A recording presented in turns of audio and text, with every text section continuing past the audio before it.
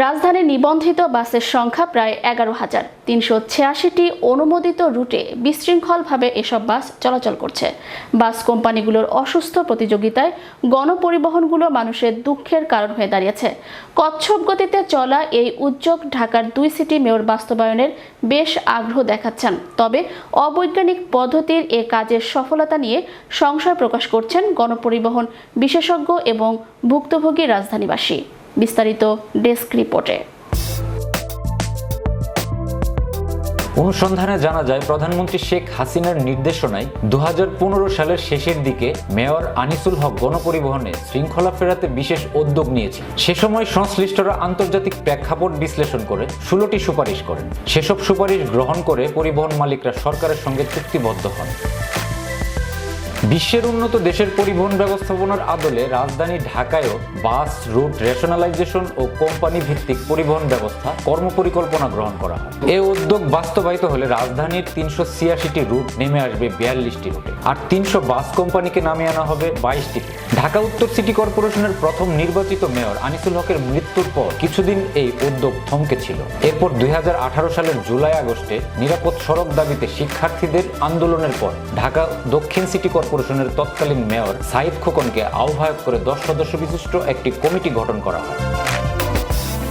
এই কমিটি কয়েকটি সভা করে ঢাকায় বিআরটিসির বাস চালু করে। তবে এই উদ্যোগ সফলতা বয়ে আনতে পারে। বাস রুট রেশনালাইজেশন কমিটির বর্তমান আহ্বায়ক ঢাকা দক্ষিণ সিটি কর্পোরেশনের মেয়র ব্যারিস্টার শেখ ফজলে নূর তাপস এবং যুগ্ম আহ্বায়ক হিসেবে কাজ করছেন ঢাকা উত্তর সিটি কর্পোরেশনের মেয়র মোহাম্মদ আতিকুল ইসলাম। সংশ্লিষ্ট সূত্রে আরও জানা যায়, বাস রুট রেশনালাইজেশন কমিটির ঘাটারচর কাঁচপুর পরীক্ষামূলক রুটে বিআরটিসির 30টি দ্বিতল বাস এবং ট্রান্স সিলভার 20টি বাস সহ 50টি বাস চলাচল করছে। চলতি মাসে সড়ক পরিবহন ও সেতুমন্ত্রী উবাইদুল কাদের নতুন রুটের বাস চলাচল কাজের উদ্বোধন করবেন। এসব রুটে নতুন করে 100টি নতুন বাস নামানো হবে।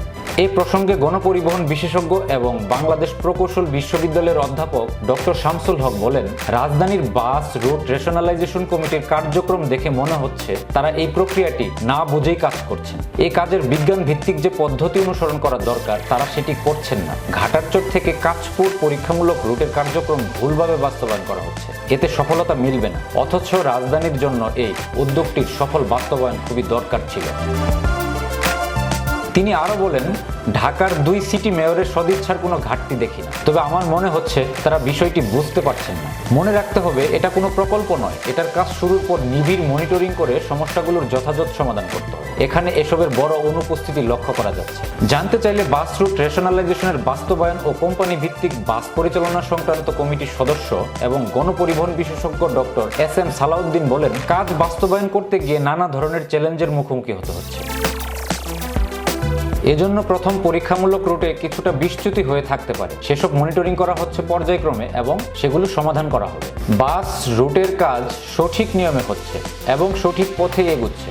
আগামী 2 বছরের মধ্যে রাজধানীবাসী এসব কাঙ্ক্ষিত সফলতা দেখতে পারবে। শাহরিয়ার কবির, বিশ্ব বাংলা নিউজ 24।